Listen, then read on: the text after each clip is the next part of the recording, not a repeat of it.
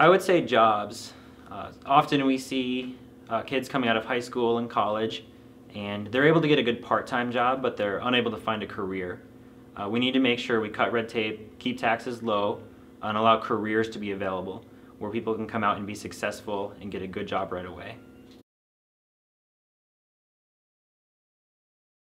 I think the top issue facing South Dakota right now is where we're at for teacher pay.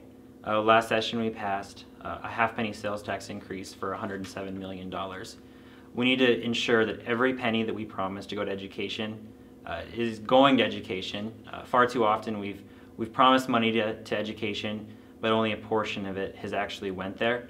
That's going to be my top issue, to make sure we actually send it to teachers. I think my greatest strength is the ability to build up relationships. When I was younger, my grandfather, he was in the legislature. So in a way, I grew up in Pierre. I got to see how the process worked at a really young age. I got to meet a lot of the legislators. So I think I know the process really well, and I can be an effective legislator working with others. Well, that's a really divisive issue right now. There are definitely two sides to that story.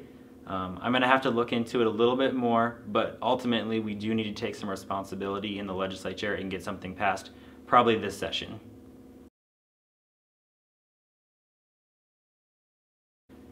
I think we are moving in the right track, but we have to make sure we don't get distracted. We have to make sure that is our focus for our funding. We can't be sending it to other places that are less important. Education needs to be our #1 priority in the future.